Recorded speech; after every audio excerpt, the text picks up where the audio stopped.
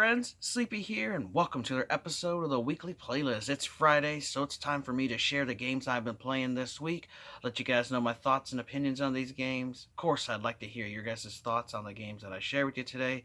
I'd also like to hear what games you guys have been playing recently, and if you have a suggestion on a game you think I should check out, let me know. Just ended my final vacation of the year. This was my little makeup vacation. I got to have off Monday, Tuesday, and Wednesday. Had to go back to work on Thanksgiving night. So we went to my parents on Tuesday to have our family Thanksgiving. And then on Thursday, before I went to work, we went with my wife's parents and my parents to her church for a Thanksgiving meal they had there. And then, of course, today, in a few hours, I have to go back to work, the fun of work. But hey, we gotta all work, we gotta make money, gotta be able to take care of ourselves and our families. So it is what it is. But I've really enjoyed all the time I had off this year, and it has been a pretty amazing year. And this was a really great week for me. I've really only been playing two games, one for the PlayStation 2 and one for the Xbox One. Both of these titles have been eating up a lot of my time. Every other game I have been playing recently kind of got shelved for now, as I've been wanting to focus on these two. And we'll start off with the first one for the PlayStation 2, and that is Tokyo Extreme Racer 3, which this is actually my favorite in the Tokyo Extreme Racer series that I've played and put a lot of time in through for now. I do have Import Tuner Challenge on the Xbox 360, which is basically Tokyo Extreme Racer 4. They just renamed the series. I haven't really played that one a whole lot, so I can't really form an opinion on it. But right now, Tokyo Extreme Racer 3 is my favorite of the ones I have played. I had been playing Tokyo Extreme Racer 1 on the Sega Dreamcast. I'd also have been playing Tokyo Extreme Racer 0 on the PlayStation 2.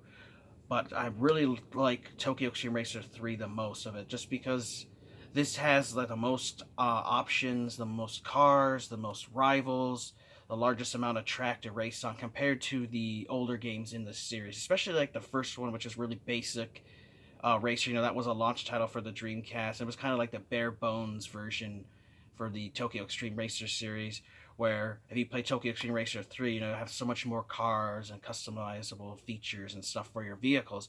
And they also finally have licensed cars in this game. I had played this with a Nissan 300ZX, but I just didn't really like how the car was handling, and so I decided to start over, and I picked a Mitsubishi GTO car, and I'm doing a lot better with that vehicle right now. And I've gone through and I beat about 10 rivals so far, and I've done some customization of my vehicle, and it's really cool. It's just forgot how much more stuff you could do in Tokyo Extreme Racer 3, especially even when you compare it to 0. Like, there's just so much more stuff to do, and there's a lot more rivals. There's over says over 600 rivals in the game, and then there's 200 miles worth of track to race on.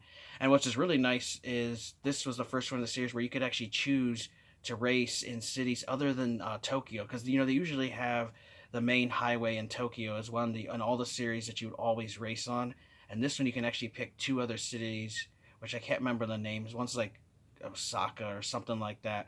But I just started off with Tokyo in the familiar territory, because I know that's where the early rival gangs are roaming around the streets that are much easier, like the Rolling Guys and the Cupid's Arrows. The different ones that I'm familiar with from the older games. So that's why I decided to go with Tokyo, because once you pick one of your three areas in the game, you have to stick to it until you beat all the rivals there, and then you can move on to the next city. But it's a really fun game, and I think you guys should definitely check it out. It's a pretty cheap title too now. Like, online you can get this between like 12, 14, 15 bucks. Now locally in my game stores, they always sell this for like $5. Definitely recommend you guys check out, especially if you're a fan of racing games. Now, this is an arcade racer. It's not going to be realistic like if you compare it to a Forza or a Gran Turismo or anything, but it's still really fun arcade racer. You roam around the map each night, and you drive around the highways looking for rivals. Now, rivals will have a big R above their head, and if they're blue, you haven't beat them yet. If they're red, that means that they beat you, and if they're green, it means that you already defeated them, and if they're yellow, it means you guys had a draw. But it's really fun because it's easy to initiate a race. You just go behind a rival, flash your headlights, and the battle will start. And you both have an SP bar, and that's your spirit points bar. And the person who's in the lead, the person that's behind SP bar will be depleted. And unlike in Tokyo Extreme Racer Zero, you can't turn off damage to your SP bar from hitting cars or running into walls and stuff. So that's another thing with this game is it makes it a little bit more difficult. Is if you hit curbs too much, you'll start depleting your bar even if you're ahead. So you have to watch out for that.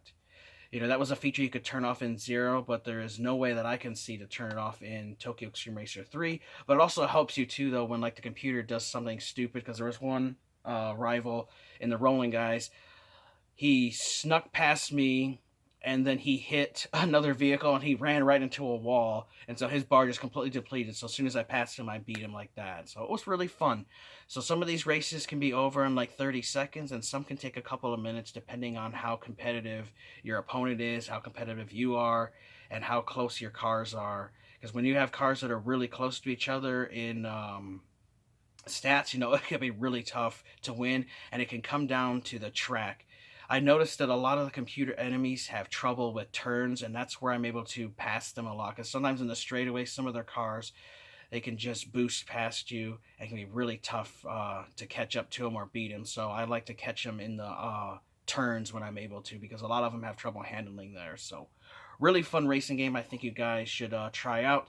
Definitely one of these games that I would actually like to completely beat, because I have never beat this game before when I first originally played it. Now that I'm playing through it again, I would love to beat it, but I know it's going to take quite a while. So wonderful game for the PS2. I think you guys should try out Tokyo Extreme Racer 3. The other game that's making up a lot of my time is Star Wars Jedi Fallen Order for Xbox One. They also had this for PlayStation 4 and on the PC. Now this is an amazing Star Wars game. It's a single player third-person perspective game, which is what I meant to talk about last week when I talked about this. When I mentioned single player, that I was thinking of third-person, boots-on-the-ground character Star Wars game is what kind of game I've been looking for a long time. Because, I like your Rogue Squadron games, your TIE Fighter, the Star Wars ship battling games. But, there's a lot more to Star Wars than just ships fighting each other. I like the battling troops on the ground and everything. And this is just one of those games I've been looking for. And I was so surprised at how well the game turned out. Especially because it was, EA's on there. And how they've ruined gaming with their stupid microtransactions and their pushing for multiplayer only content and terrible storylines, which I don't want to get started on how the new Battlefront games were compared to the old ones. So I was a little hesitant, but seeing the videos on E3 gameplay and stuff, I did go out and pre-order this game, and I was not disappointed at all.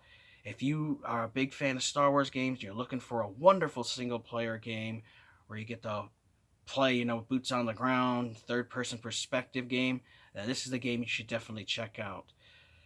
Now, I do have to warn you, though, that this game is not easy. There are 4 different difficulty settings, and the higher you go in the difficulty setting, the harder the game gets. This is not one of those hack and slash, just run through and beat everybody up games. This is what I compare to like Dark Souls, Demon Souls type of difficulty. And you can't just button mash and think you're going to win, because enemies will deflect your attacks and they will parry you, counter you, and you'll be defeated really quickly, especially if you get into a big group of the tougher enemies. Now, your basic stormtrooper who has a blaster is fairly easy, because you can time and deflect their blaster bolts back at them. But when there's a whole bunch of them shooting at you, and then you also have stormtroopers that have little energy weapons, you're trying to fight them and dodge blaster fire at the same time, and it can get really difficult. And some of the monsters in the game, the creatures, can be really tough, so you have to really get good with blocking. You have to learn how to block at the right time, right before they strike you, then you can parry and counter stuff, and you have to learn how to do that, especially on the higher difficulties in the game. You have to do that or you will not survive. But it's a really fun game, and I have had an absolute blast with it. There are little save points, they're called meditation points, where the main character Cal can meditate, and that's where you can upgrade Cal with lightsaber powers, force stuff, or his health, increase his uh, force awareness, stuff like that. But it's also where you save the game, and when you do save it, because you have to rest in order to save it, it resets the map and all the enemies respawn. So just like in Dark Souls, when you would go rest at a bonfire, the enemies respawn, and then you can go through, kill them again, and get XP. However, as you get further along leveling up, you get less XP from the people you killed before. So you can't just sit there and kill, the same 10 guys over and over and over and then just get tons of points and level yourself up all the way, because it just will not happen. The worlds are absolutely beautiful and huge in this game. It's another thing I noticed too. Like, it's just so amazing, having these on the Xbox One, PlayStation 4, PC, and stuff. They definitely could not have done the scope of these in like the 360 or PS3. It would have been really tough for how big these levels are and the detail that goes into it. And I had mentioned last week that some people were mentioning in comments that they complained that the graphics were like PS1 graphics. I didn't see that. I mean, this looks amazing. I only have a regular 1080p TV. I don't have a Xbox One X. I don't have a 4K TV and have the HDR and everything. And even just the basic one looked amazing. So I can imagine how awesome this game looks in 4K. But it's a really fun game, and I think you guys should give it a chance, especially if you're a fan of the Star Wars game.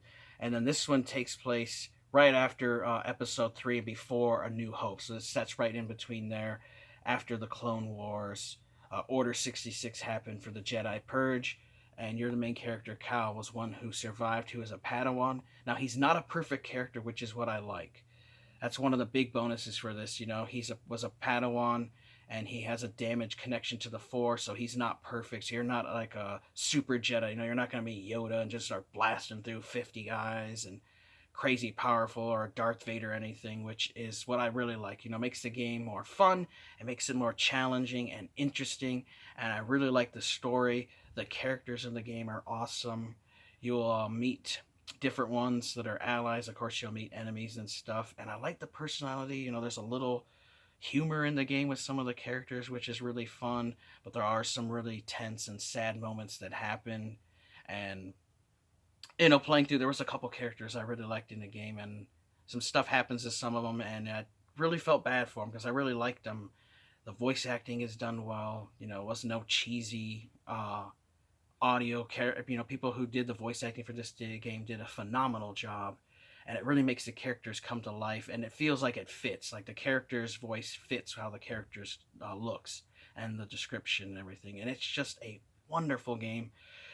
It's kind of like an open world game where you can choose to go to different planets. Once you beat the initial tutorial, where basically teaches you how to play the game, and then you have a planet where you unlock some powers. After that, you can start traveling to different worlds and unlock stuff.